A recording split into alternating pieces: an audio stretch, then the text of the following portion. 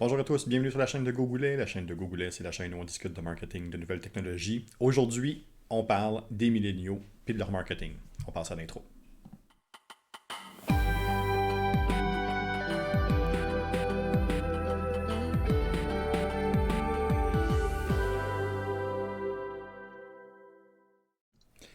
En direct, en discussion avec Michel Bouchard. Bonjour Michel, Allô Jean-François, comment ça va? ça va vite, Ça va ça va vite. bien. C'est des semaines bien remplies que tu as de ton côté, je pense. Ouais, ouais, pas mal. On cherche un rédacteur en passant, fait que si jamais quelqu'un a envie d'apprendre à rédiger à la façon remédiale, là, je pose le message. On vous aide, on vous entraîne, on est capable de vous appuyer. Tout à fait, on a, Remedia a besoin d'un rédacteur de manière urgente. Ouais. Ça vaut vraiment la peine. Ce qu'on vient de faire là, mais c'est justement un appel à envoyer votre candidature, qui est entre autres dirigé à certains milléniaux. Aujourd'hui, c'est ce sur quoi on va se concentrer. On parle souvent des différentes générations. Ça nous est arrivé là, de mettre des générations en confrontation l'une contre l'autre là, dans d'autres podcasts Ouais. qu'on a eus. Aujourd'hui, on va vraiment se consacrer sur les milléniaux. C'est cette fameuse génération Y-là. Essayer de la définir un peu mieux, comprendre un peu qui sont-ils, pourquoi ils sont Ouais. comme ça. Puis, si je veux discuter avec eux, si je veux créer de l'engagement, faut que je passe par où, puis il faut que je commence par où. Fait Hmm. qu'on va pouvoir se creuser la tête un peu là-dedans. Bon, rapidement. J'ai une Oui, question pour toi oui. avant même qu'on se lance trop. C'est quoi un millénial? Il y a tellement de gens qui ont des définitions différentes, là. Des Ouais, fois, c'est ceux qui sont nés en 2000. ouais. C'est quoi, Jean-François, un millénial? Bon, un millénial, là, c'est quelqu'un qui est né entre 1980 et 2000. Il y a différentes versions qui vont faire plus ou moins 3 ans dans ces Ouais. alentours-là, mais pour les principes de base aujourd'hui, prenons de 1980 à 2000. Donc, c'est des personnes qui sont nées en grande partie déjà connectées. Le virage numérique au travail, à l'école avait déjà été entamé, presque terminé. Pour les plus jeunes milléniaux, ce qu'on va appeler les Xennials, donc ceux qui sont des milléniaux qui sont plus près de la génération Z, donc ceux qui sont vraiment à la fin 90, début 2000, eux sont nés là, à 100% Ouais. connectés. Ils sont nés avec un téléphone cellulaire dans les mains, sont nés avec Internet haute vitesse. Puis pour eux, de leur montrer ou de leur expliquer justement les cassettes, les vinyles, ces choses-là, mais c'est quelque chose qu'ils n'ont à peu près pas touché, étant donné que déjà on était embarqué dans le streaming puis dans ces choses-là, avec les différents downloads de MP3. Donc la consommation est complètement différente du début des milléniaux, aller jusqu'à la fin. Mhm. Une chose que moi je trouve super importante de cette génération-là, puis on le dit pas assez souvent. Hein. On parlait là, de la génération des baby boomers, qu'il était 77 millions de personnes. Baby boomers, là, c'est Ouais. les personnes qui sont nées dans l'après-guerre, donc à partir là, de 1946 aller jusqu'à 1959 environ, là, dans ces eaux-là. Il était 77 millions un peu partout. Donc c'était quand même un gros groupe, une grosse génération, quelque chose qui était très représentatif. C'était un des gros booms sociaux là, qui avait eu lieu justement dans ces années-là. Chose qu'on oublie, c'est que les milléniaux sont plus nombreux que les baby boomers. Et pas juste un peu. On parle là, des Mhm. personnes qui sont nées entre 1980 et 2000. C'est 92 millions de personnes qui sont nées dans ce groupe-là, entre ces dates-là. Donc, c'est énorme. En C'est Amérique du Nord, ça, hein, en pas... Amérique du Nord, oui, Ouais, c'est ça. En Amérique du Nord, c'est énorme.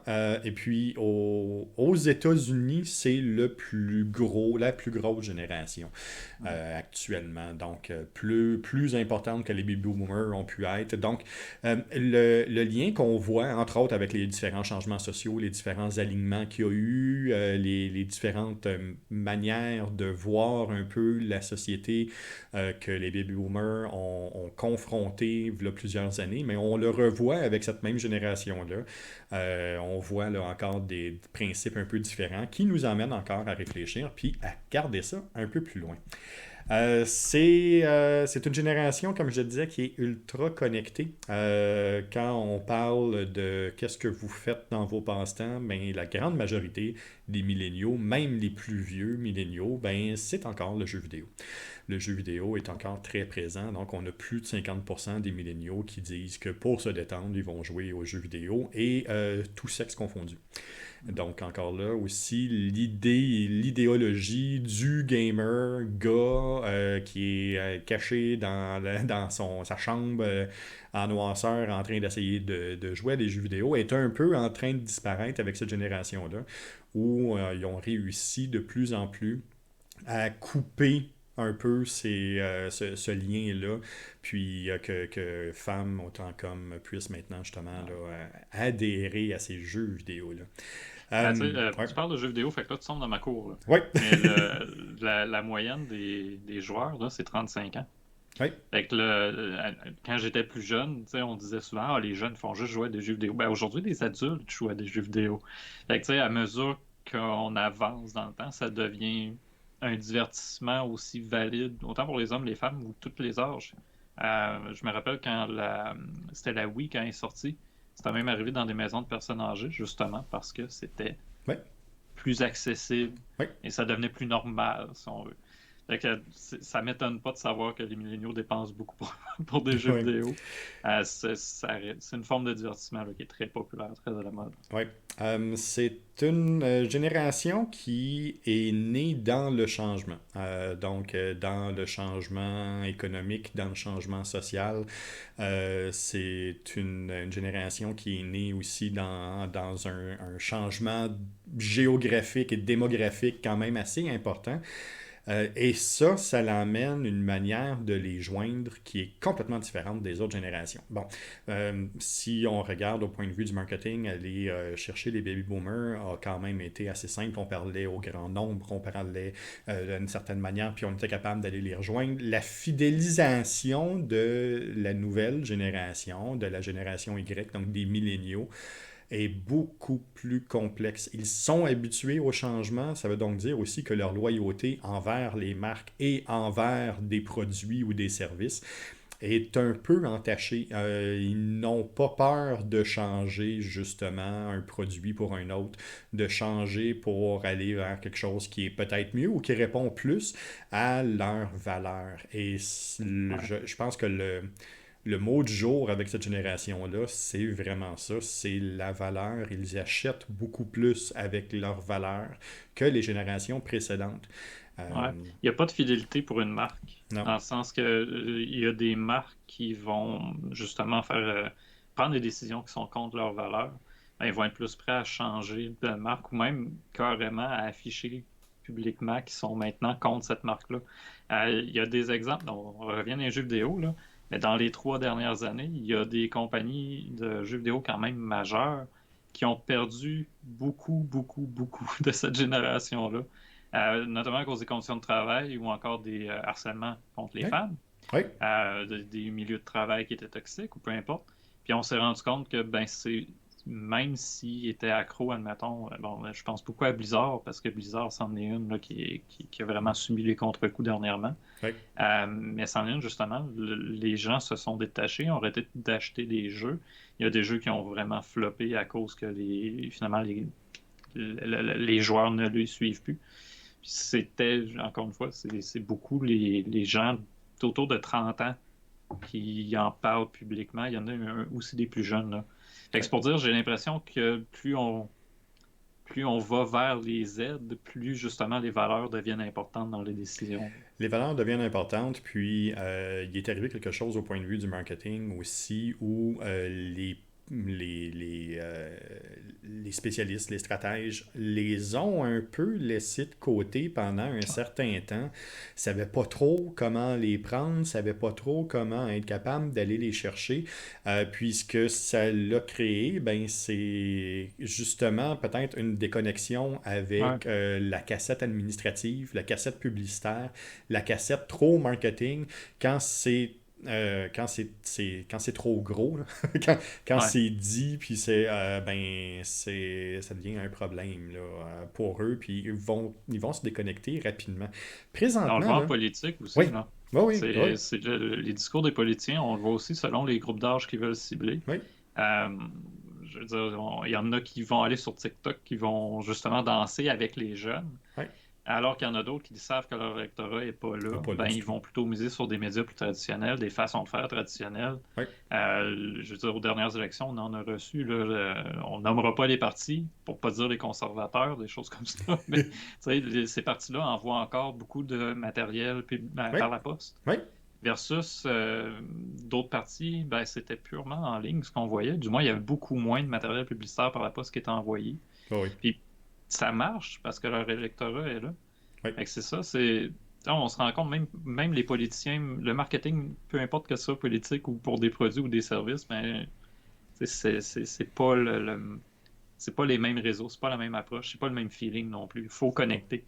Cette connexion-là n'est pas toujours possible quand on entend encore une fois la cassette publicitaire ou la cassette corporative Mais plate. c'est en plein ça, puis ils ont un détecteur à ça. Ouais, Sont nés dans les années 80-90 où justement cette surexposition-là aux différents médias, aux différentes publicités les a peut-être rendus un peu insensibles, puis ils sont ouais, maintenant capables de voir quand c'est croche ou quand ça ne l'est pas. Là. ouais. Puis, ben, tu sais, dans mon travail, je veux dire, je fais beaucoup de rédactions, puis les appels à l'action ou les arguments, tu sais, Oui, souvent, on va avoir des phrases creuses sur les gros sites qui sont gérés, admettons, tu sais, qui se basent sur la notoriété qu'il y avait il y a 20 30 ans. oui, Tu sais, on va vous offrir un service personnalisé. Combien de sites ou d'entreprises vont dire qu'ils ont ça un veut service rien dire. personnalisé? Ça veut absolument rien dire. Puis tout d'un coup, quand on arrive sur des sites un peu plus récents ou des marques plus jeunes, ben, on laisse complètement tomber l'idée de personnaliser. On va plutôt expliquer comment ça se passe. On va te dire, hey, contacte-nous, on va jaser. Tu C'est ça. sais, c'est un engagement qui est plus proche de la relation que de la promesse. Tu as fait un podcast, c'est promesses, il n'y a pas longtemps, là. Mais tu sais, on est plus loin de la promesse de personnalisation ou de Oui, sur-mesure ou d'excellence. On est beaucoup plus proche de, ben, regarde, on va se parler, on va se connecter, puis on va vivre ça ensemble. Fait que exact. c'est pas la même dynamique, j'ai l'impression, entre les marques et les consommateurs avec les milléniaux. Non, c'est en plein ça. C'est une génération qui, malgré le fait que ils vont changer d'emploi pour Ouais, aller grossir leur argent, aller grossir leur revenu là, quand même de manière rapide, ils ont pareil énormément à rattraper par rapport aux générations précédentes. Les salaires n'ont pas énormément évolué. Puis hum, c'est flagrant dans cette génération-là, où on parle là, qu'il y a près de 25% là, de cette génération-là qui vit bien en deçà de ce que la génération précédente avait, ouais, malgré le fait qu'ils sont souvent beaucoup plus éduqués, puis malgré le fait qu'ils ont aussi une expérience qui est quand même diversifiée et différente. Donc on ouais. voit que ça devient là, un peu plus compliqué. Euh, ils sont aussi euh, idéalistes. Ils vont vouloir travailler de ce côté-là. On a tendance à dire ah les jeunes ne veulent plus se marier, puis Ouais. mais quand on regarde les Ils achètent plus différentes, de diamants. ouais, c'est en plein ça. Tu sais, on l'a vu généralement, mais on le voit. Ce qu'on voit, c'est que c'est pareil, plus de 75% des jeunes qui ont un désir justement de se marier, mais vraiment au niveau mariage, là, pas simplement habiter ensemble ou pas simplement être en couple, vraiment avoir, là, de par l'institution du mariage, ils ont ce désir-là.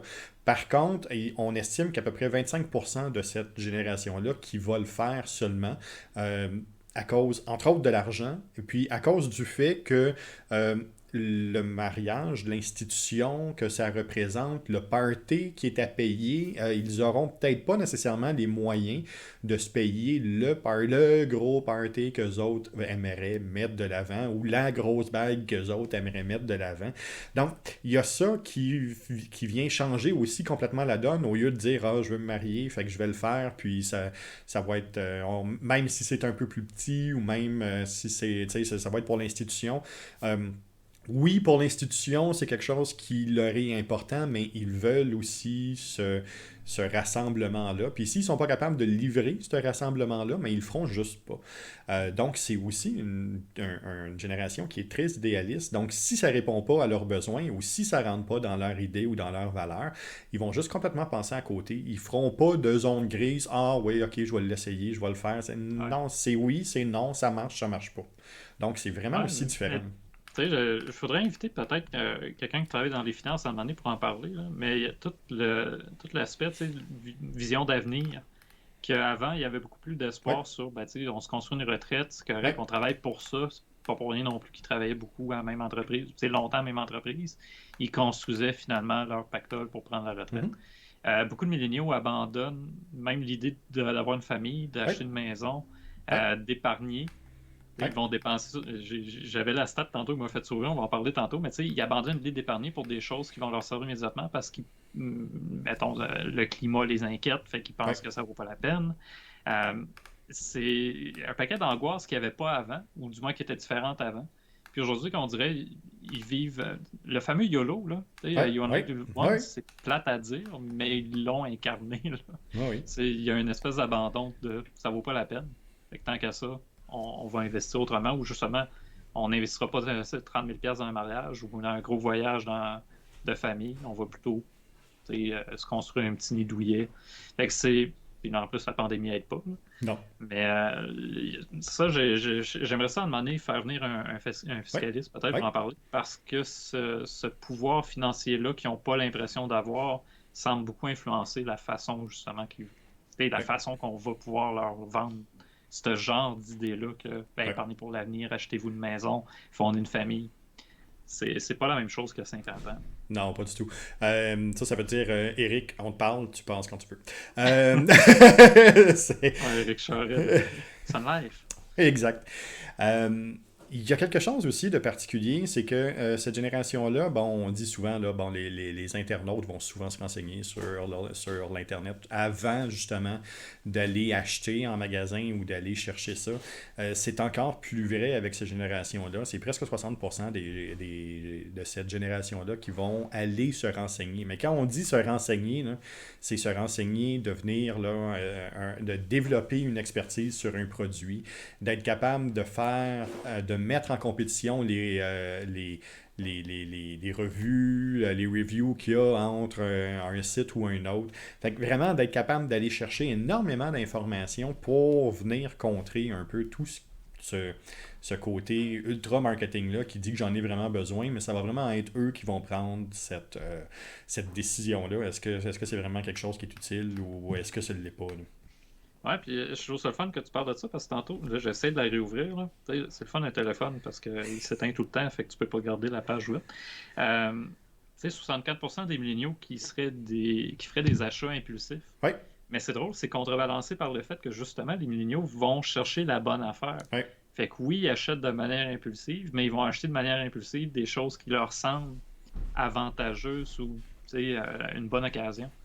Fait que c'est puis plus qu'en fait que les boomers, là, je regardais, c'est 36% des boomers qui sont des acheteurs impulsifs.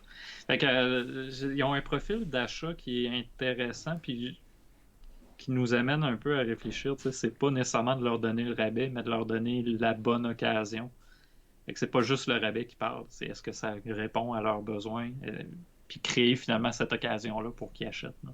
oui. Ils sont impulsifs. Fait que c'est Oui. pas juste le rabais qui compte, c'est l'occasion. Non, exact. Et puis, c'est plus de 65% qui dit que le gros brand est vraiment pas nécessaire Ouais. pour vendre un produit selon eux.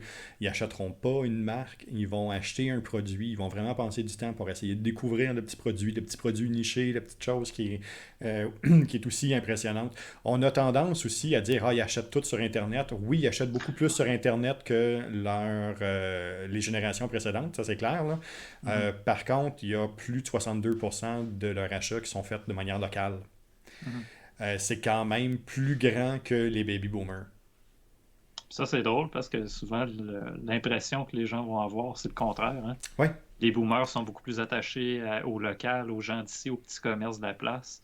Mais là, ce que tu es en train de dire, c'est finalement les milléniaux Ah, encourage l'achat local. l'encourage.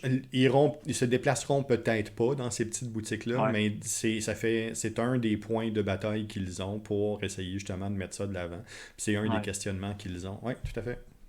Ah, ça, c'est pas mal intéressant parce que ça casse un peu le discours habituel que les jeunes ne veulent pas acheter local, ils veulent acheter chez Amazon. Ben, peut-être pas, c'est peut-être justement l'expérience qu'il faut leur Mhm. donner. Ouais. Et si c'est plus facile de commander sur Amazon, justement, ben, c'est par là qu'ils vont passer. Mais s'ils ont l'occasion d'acheter local, ils vont le faire. Ouais. On parle là aussi pour les milléniaux qu'il faut que le produit réponde à tous leurs besoins. Mhm. Donc oui, le produit, mais le prix doit être intéressant aussi. Il y a 33% de cette génération-là qui mise encore beaucoup sur le prix. Ils veulent s'assurer que le prix soit juste, Ouais. adéquat, équitable, et que s'ils achètent sur Internet, que les frais de livraison soient minimum. Mhm. De ton côté, tu avais une statistique là aussi qui était intéressante, entre autres sur la mise de l'avant des produits, pas des produits, mais de... Ben, bref, cette génération-là aime mieux manger que vivre plus vieux. Ouais, ben, je dirais un peu en lien avec ce que je disais tantôt, pourquoi j'aimerais ça avoir quelqu'un qui travaille en finance pour avoir un peu son pouls sur tu sais, comment finalement ses clients interagissent avec lui selon l'âge. Parce que la stat qui, moi, m'a surpris en même temps, pas pantoute, parce que je me reconnais dedans, là, c'est 49% des milléniaux qui vont acheter plus, qui vont dépenser plus pour du restaurant que pour des épargnes. Puis je sais pas, je trouve que c'est tellement représentatif du style de vie qu'on a qu'on voit pas nécessairement tu sais, l'intérêt d'avoir un gros compte d'épargne parce qu'on sait pas ce qui va se passer de toute façon. Mais alors que le restaurant, hey, ça, je l'ai chez nous, je l'ai tout de suite, je peux le manger ou tu sais, je vais profiter d'une belle soirée avec des amis quand ça sera possible puis quand c'est possible. Mais tu sais, cette idée-là que finalement, c'est la consommation sur le coup, le petit plaisir qu'on va se Hmm. faire qui compte et non pas l'idée que dans 40 ans, je vais avoir un montant X par mois pour subvenir à mes besoins quand je vais prendre ma retraite. Puis là, je viens de mentionner retraite, à quel point les milléniaux croient à la retraite. Et Ouais. pour juste mon petit sample de gens avec qui je parle, j'en connais pas beaucoup de Ah. mon âge qui parlent de retraite. Tu sais, Le- on va travailler jusqu'à ce qu'on meurt. C'est aussi, comme tu le dis, tu sais, aussi la première génération où dans les plus grandes entreprises, mais les fonds de pension avec des 90% de tes meilleures années, avec padé jusqu'à temps que tu meurs, avec rien qui bouge, puis c'est un peu dissous. On pense entre autres au Ouais. milieu financier qui a eu à faire des changements justement parce que ben ça coûte énormément cher, ces fonds de pension-là. Puis les nouvelles générations, bon, on subit un peu l'impact de ces changements-là. On subit l'impact, mais on aussi vu les frais que les entreprises retournaient vers eux. Ouais. Puis il y en a plusieurs aussi qui ont décidé peut-être de ne pas aller dans cette direction-là parce que ça coûtait beaucoup trop cher pour quelque chose qui était moins intéressant. Justement, pendant qu'on parle de santé, bon, on sait que c'est une génération qui est très portée justement sur un côté de santé, d'une manière peut-être même un peu trop maladive. On peut le voir entre autres sur les réseaux sociaux. Ouais. Mais j'ai la firme Athena qui a posé des questions à des personnes, à des milléniaux justement pour définir, dire, OK, être en santé, c'est quoi? Être en santé, là, pour eux, ben, 25% des milléniaux disent que c'est de bien manger, de manger correctement, de manger de manière équilibrée. 22% là, qui vont dire que c'est de faire de l'exercice de manière quotidienne ou hebdomadaire. Un peu plus, on a 28% là, à peu près qui disent mais que c'est de ne pas tomber malade. Et puis, on a plus de 30% que c'est d'avoir ton poids santé. OK. Donc, pour eux, c'est ça. C'est ce qui définit quand même bien là, cette génération-là. Euh, De ne pas tomber malade, c'est ça, d'être en santé. Je oui, peux pas être d'accord avec ça, puis je comprends. C'est pas de se mettre en forme, c'est pas c'est d'avoir un pas train de tomber vie, c'est malade. juste ben, d'être capable de survivre finalement. c'est un peu déprimant. Oui, Ça. on a cette génération-là aussi, peu importe ce qu'on dit, ils sont très axés sur la santé, mais c'est 83% de cette génération-là, des gens de cette génération-là qui ont au moins fumé une fois dans leur vie. Ouais, Donc, comparativement à 69% pour d'autres générations, dont les baby boomers, qui étaient considérés comme parmi les cheminées de ce monde. ouais. Donc, on voit quand même qu'il y a eu un impact. Et puis, même chose, 72% des gens de cette génération-là consomment au moins une à deux fois de l'alcool par semaine. C'est qu'encore une fois, c'est quand même assez majeur de ce côté-là, qui est encore plus élevé que les autres générations. Ah, puis tu parlais de santé, j'ai pas la stat là à côté, j'ai fermé la page, là, mais c'est une proportion, je pense que c'est un quart des milléniaux seulement qui sont prêts à dépenser des abonnements au gym, Oui, par exemple, pour se tenir en forme.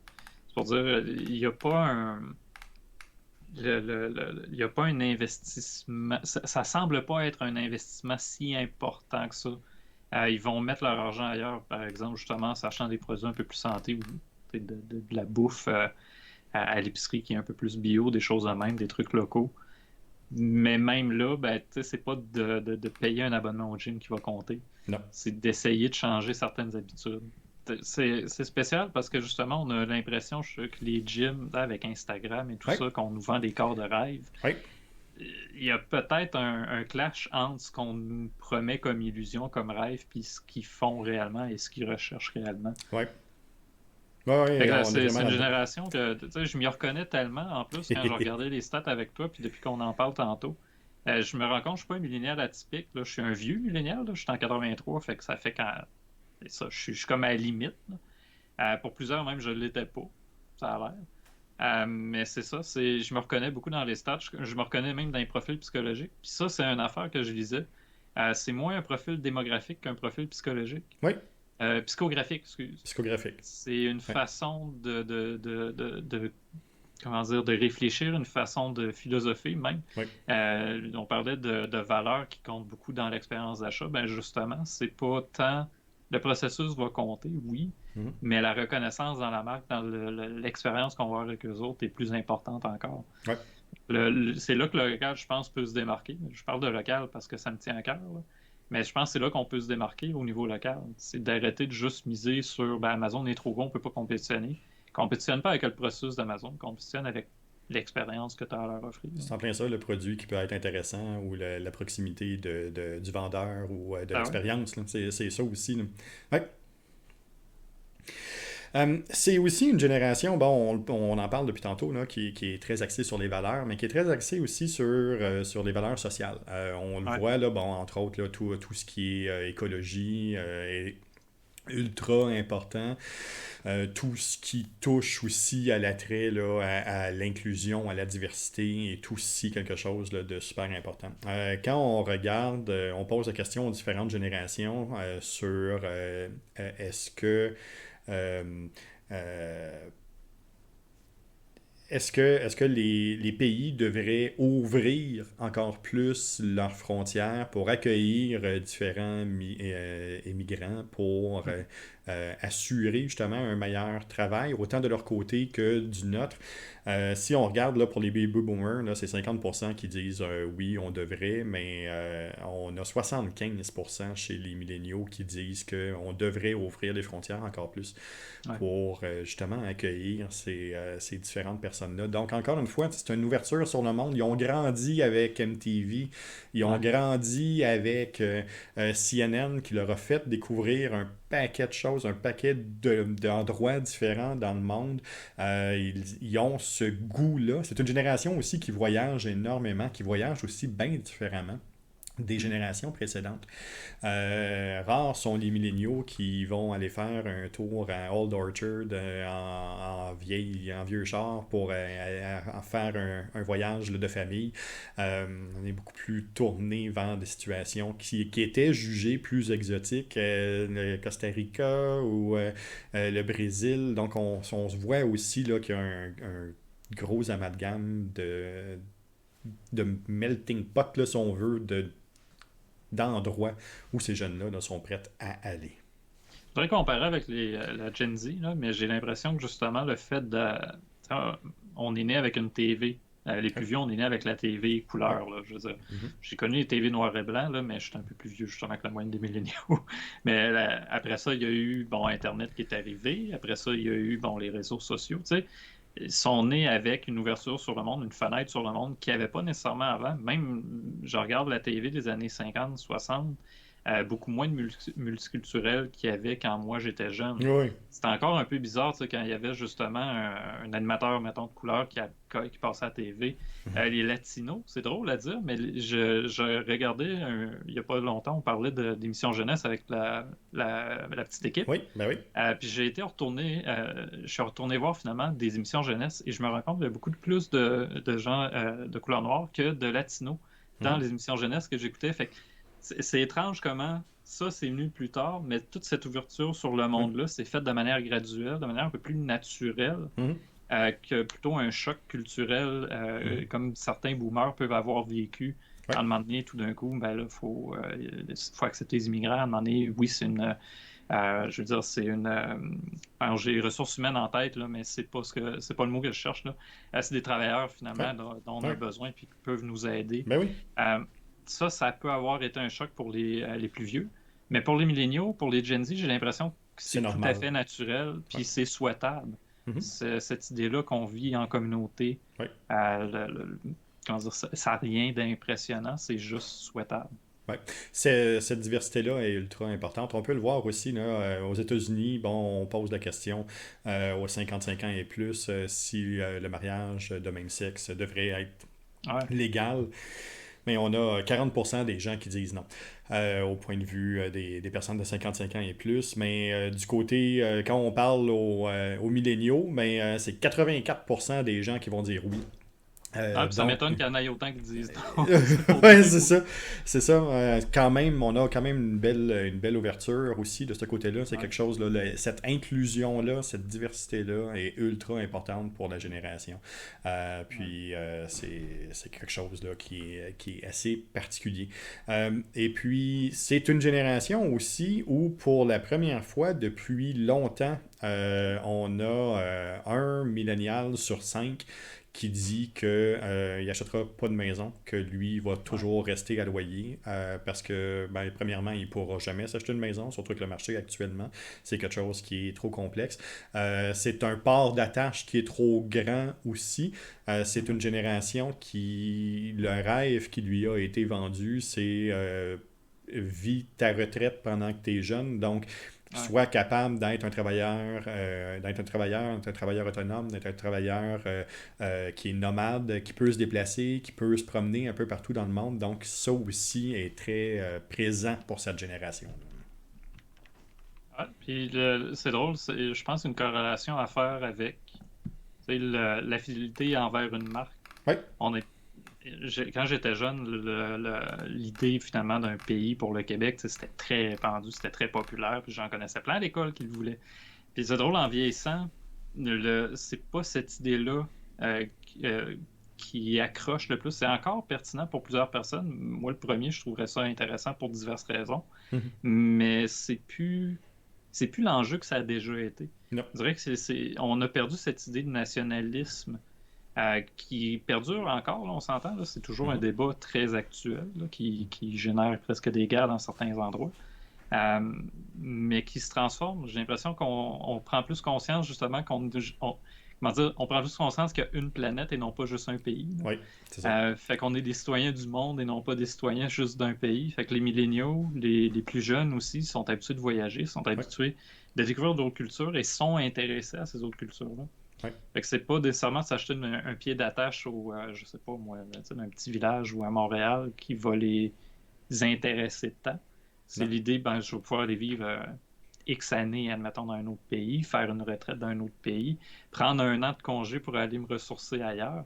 Exact. Ça, c'est toutes des idées qui sont pas nouvelles, mais qui sont de plus en plus, comment dire, acceptées, acceptables. D'autant plus que bon, mais le voyage est beaucoup plus démocratisé. Bon, la pandémie n'a Ouais, pas aidé, mais le voyage est beaucoup plus démocratisé. On est capable là, de réussir à faire des voyages qui sont intéressants tout en ayant quand même là, des frais qui sont moindres. Puis là, ce qu'on voit avec les marchés actuels, c'est aussi que ben, ça coûte peut-être moins cher de voyager que de s'acheter une maison, à tel point que bon, on commence à voir de plus en plus d'articles sur des personnes mais, qui sont retraitées, mais qui, eux, ont décidé justement de déménager à l'hôtel. Parce que mhm. avoir une maison, avoir un appartement ou même être en maison pour personnes retraitées, ben, c'était trop cher. Fait que l'hôtel était plus intéressant pour eux. Ouais. En plus, tous les services sont inclus, fait qu'à un moment donné. Fait il y a plusieurs choses là, qui peuvent être intéressantes pour ces personnes-là. Donc, on voit, là, c'est une génération quand même qui est portée sur la diversité, c'est une génération qui est portée sur les causes sociales, c'est oui, ce sont des personnes qui ont aussi un porte-voix qui est intéressant. On a tendance à croire que c'est une version, ouais, c'est ça, une génération qui est ultra connectée. Ils ne sont pas plus connectés que la génération X. Ils sont connectés sur différentes plateformes, mais le Ouais. pourcentage de personnes qui ont accès à Internet puis qui l'utilisent de manière hebdomadaire est sensiblement le même. On parle de 1% de différence. Puis le 1%, c'est 97% pour la génération des milléniaux, puis 96% pour la génération X. Donc, c'est quand même pas aussi flagrant qu'on pourrait le penser. Ouais.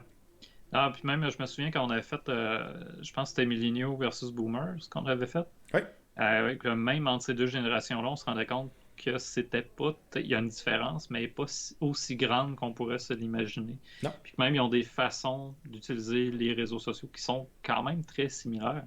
Je regardais ça un matin, des stats. Encore Facebook pour les milléniaux. oui, C'est pas TikTok, c'est pas Twitter, non, c'est pas LinkedIn. C'est encore et toujours Facebook qui est le plus populaire. Puis c'est drôle pour les boomers, c'est Facebook.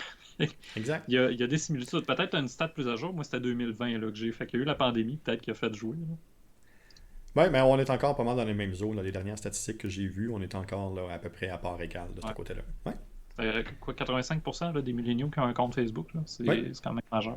oui.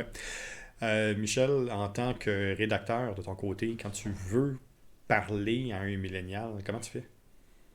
Je vais dire en bon québécois, puis là, il y a moins de bullshit. Euh, Ouais. Ouais. c'est souvent le travail que je vais faire avec bien des entreprises. Là, c'est ce que je Mhm. disais un peu plus tôt, c'est je vais laisser tomber les phrases creuses. Puis même pour moi, des fois, c'est un challenge parce que les phrases creuses, c'est pas pour rien qu'elles existent, c'est qu'ils sont faciles à mettre. Service personnalisé, approche sur mesure, contact unique, service d'excellence, et peu Ouais. importe. C'est toutes des phrases qui veulent absolument rien dire, qui donnent pas d'informations. Fait que souvent, c'est d'essayer d'aller dans le plus précis. On va faire un travail finalement pour voir ben, de qu'est-ce qu'ils utilisent comme terme, comment ils vont faire des recherches, qu'est-ce qu'ils vont chercher comme thématique, c'est quoi leurs enjeux. Puis là, on essaie de créer finalement des textes, des contenus qui vont les accrocher. Une chose bien importante si on veut vraiment parler aux milléniaux, là, une chose bien simple, là, c'est d'arrêter d'écrire des longues phrases. Mhm. Ce qu'ils veulent, c'est des accroches, des textes bien structurés, pas des promesses longues ou des longues missions. Tu sais, mission, vision, valeur, comme on voyait Ouais. dans certains sites avant, là, c'est plus ça. Non. C'est mets-moi là dans un court paragraphe, puis fais-moi là Explique-moi. sentir. C'est ça. On est dans le show don't tell à plein avec les milléniaux. Ouais. Puis je dirais les plus jeunes, c'est encore, tu sais, c'est pas pire, c'est mieux, dans le sens qu'il faut aller encore plus loin dans cette réflexion-là. C'est du très rapide, c'est vite, faut qu'on comprenne qu'est-ce que tu me proposes, puis lâche la cassette corporative. Ça fonctionne pas. Exact. Puis dans vos stratégies, on parle souvent bon, mais que les milléniaux ne sont pas nécessairement fidèles à une marque, mais ils sont fidèles à un processus.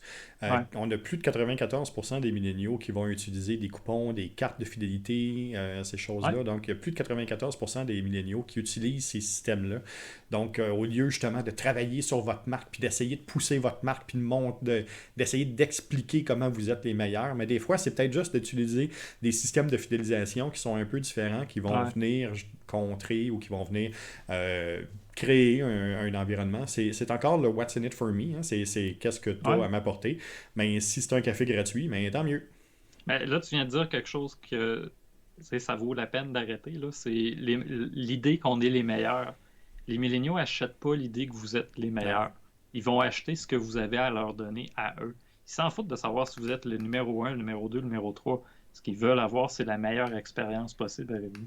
Fait que quand on dit d'arrêter les grandes promesses avec les milléniaux, des choses comme ben, on est les numéros un sur la planète, ça n'aura pas autant d'impact que de dire hey, on va prendre le temps de t'écouter, on va connecter avec toi, tu vas avoir quelqu'un de dédié qui va te répondre au téléphone. Et tout d'un coup, ça, c'est une relation. Mhm. Puis c'est pas au travers d'un discours vide corporatif que cette relation-là peut s'établir. Non. Puis les secteurs d'activité où on est capable justement de rejoindre les milléniaux de manière intéressante, mais ne sous-estimez pas l'épicerie. Cette Ouais. génération-là est très axée sur l'épicerie en ligne. On a plus de 30%, même au Québec, on a plus de 30% des milléniaux qui vont faire leur épicerie complètement en ligne. Donc Ouais. encore une fois, il y a quelque chose là à faire, à construire qui est super important. Le manque de temps est souvent présenté comme la cause de l'utilisation de l'épicerie en ligne. Par contre, c'est pas un manque de temps qui est peut-être nécessairement causé par un travail excessif ou du 70 heures par semaine. C'est peut-être parce qu'ils veulent passer plus de temps avec leur famille. C'est peut-être parce qu'ils Ouais. veulent passer plus de temps avec leurs amis. Et c'est tout à fait légitime et c'est tout en leur honneur. En même temps, tu sais, je regardais des stats tantôt qui, même moi, m'ont impressionné, là. 30% des milléniaux qui ont une forme d'entrepreneuriat dans Ouais, leur vie.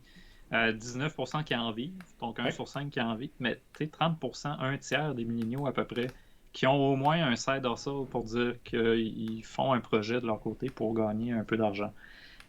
C'est pas rien, puis tu sais, pour avoir mes propres projets, là, je dis mais parce qu'on est rendu à deux, puis ça paraît, là, cette année, à date. Euh, Tu sais, au-delà du. Je fais pas toujours 70 heures, mais je suis occupé au moins 70 heures par semaine à penser à mes projets. Fait qu'à un moment donné, ce temps-là qu'on peut s'épargner d'aller à l'épicerie, d'aller au centre d'achat comme on le faisait quand on était plus jeune, justement, Mhm. tu sais, c'est plus l'expérience finalement que les gens recherchent. Ouais, Une affaire là, que par rapport au temps, là, quand j'étais plus petit, là, même primaire, je me souviens qu'il y avait des psychologues qui commençaient déjà à parler de qu'on occupe trop les jeunes, qu'on leur donne plus suffisamment de temps libre pour s'occuper de l'essentiel. C'est un peu comme tu disais, qu'on aimerait ça prendre plus de temps pour sa famille, ses amis, des choses comme ça. Mais ouais. déjà, quand j'étais jeune, on disait aux parents, faites attention, Mhm. vous donnez tellement d'activités en dehors des classes, tellement de devoirs, tellement d'obligations que les jeunes n'ont même plus le temps de prendre le temps. Mhm. Puis ça, ça se répète, j'ai l'impression aujourd'hui. Si on n'est pas occupé, on a l'impression de ne pas être en train de faire notre projet, de gagner notre vie ou peu Ouais. importe. Fait que les milléniaux ont quand même, comment dire, grandi dans une espèce de changement, j'ai Mhm. l'impression, Ouais. sociétal, là, où si on n'est pas occupé, c'est pas normal. Alors que finalement, quand on regarde là, les générations antérieures, ben, il y avait davantage de temps ou d'opportunités de prendre le temps. Pas pour tout le monde, on s'entend, là, c'est clair qu'il y en avait aussi qui étaient tout le temps occupés. Mais c'est devenu comme atypique ou anormal de dire, ben, qu'est-ce que tu fais? Rien. Mhm. Et c'est quand la dernière fois, Ouais. Jean-François, que t'as dit, ben, je fais rien. Pas Moi, je arrivé sais pas, souvent. très longtemps, là.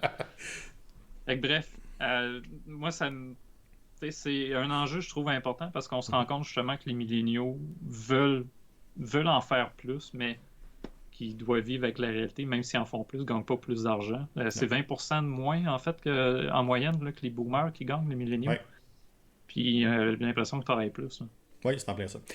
Euh, il y a une chose aussi, encore une fois, au point de vue du marketing, quand on essaie d'aller les rejoindre, ne sous-estimez pas le fait que c'est la génération qui utilise le plus d'ad blocker. C'est un millénial sur deux utilise le ad blocker. Fait que les différentes publicités que vous allez vouloir en faire sur les différentes plateformes, aux différents endroits, mais peut-être que ça ne passera pas comme vous pensez. Donc, il faut peut-être aussi penser à aller les chercher ailleurs d'une manière différente. Puis, à 92% des milléniaux accordent une grande importance à la présence web, au site web, à Mhm. ce qu'il y a sur Facebook, à ce qu'il y a dans votre présence web. S'assurer que c'est adéquat, que c'est correct, que c'est pas quelque chose qui est trop trop cassettes administratives ou trop cassettes corporatives. Donc 92% quand même des milléniaux, là, c'est énorme. Là. J'ai envie je vais faire exprès, Jean-François, parce qu'on a déjà eu le débat dans un podcast, c'est publicité ou SEO. Ouais. Sachant qu'il y a la moitié des milléniaux qui bloquent la pub, est-ce que l'organique, pas juste le SEO, mais toutes les méthodes organiques seraient plus appropriées pour parler aux milléniaux? C'est pareil, juste 50%. Fait qu'il y a un 50% que je peux réussir à les joindre de toutes les manières. Donc, c'est pas Bon, un ou l'autre. J'ai pas le choix. Encore une fois, c'est pas strictement juste l'organique ou ouais. strictement juste le payant. La statistique le prouve parfaitement, encore une fois. J'ai pas le choix d'avoir les deux pour être capable d'aller rejoindre mon portefeuille de clients le plus grand possible. C'est correct. Je suis d'accord avec toi, je fais juste exprès parce que j'essaie de parler pour ma paroisse. Je crois beaucoup à l'organique, puis c'est comme Oui, ça que j'ai c'est vrai. l'impression qu'on crée les plus belles relations. Mais comme tu dis, la pub, il y a juste la moitié. Juste la moitié. Le verre est plein ou il est vide. Là. Mhm. C'est un peu ça l'enjeu. Ouais. Ça prend un environnement web, je pense, qui est C'est en plein intéressant. ça. C'est pas juste une affaire ou un autre. Je pense que de montrer les projets sur les réseaux sociaux, puis d'être capable d'avoir un SEO fort sur lequel va nous amener justement à décrire un peu plus c'est quoi notre environnement, qu'est-ce qu'on peut faire pour eux, puis par la suite d'avoir des publicités de remarketing qui vont être capables de relancer la personne, des publicités de géolocalisées qui vont nous permettre, puis de géomarketing qui vont être capables de permettre d'aller chercher une nouvelle clientèle. Mais tout ça est aussi très important. Donc, c'est pas juste un, je pense que c'est une entité, comme tu l'as dit, il faut créer vraiment là, un écosystème alentour là, de la personne. Ouais. Puis le géomarketing, justement, là, ça peut devenir super intéressant, je trouve, parce qu'on va se baser sur l'expérience et non, tu sais, sur y es-tu allé là, y a-tu participé à tel événement, y a-tu franchi telle frontière, y es-tu à cet endroit-là. Tu sais, on c'est plus de la même façon, puis ça peut devenir super puissant pour atteindre des gens. Tu sais, le 50% qui acceptent là, d'avoir de la pub, là, Ouais. ça peut devenir super intéressant pour l'engager complètement autrement. Là. Oui. Je vous rappelle qu'on discute aujourd'hui des milléniaux, mais qu'on discutait aujourd'hui des milléniaux parce que ça fait déjà 44 minutes, Michel, qu'on parle des différents milléniaux, des différentes choses. Je m'avais fait allumer sur d'autres choses, mais c'est correct, on va le garder pour un autre podcast. Oui. Là, mais géomarketing, l'idée de cibler finalement les milléniaux, entre autres, là, je pense aux autres générations, mais les milléniaux, entre autres, il y a peut-être des façons de les atteindre en publicité qui ne sont pas nécessairement les mêmes qu'avant. Je pense au clan Panton là, avec le jingle, ça fonctionnait peut-être avant, il fonctionne encore super bien. Oui, il fonctionne très très bien encore.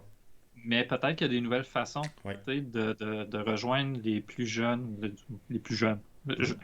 Je vais essayer de me dire que je suis encore dans les plus jeunes, là.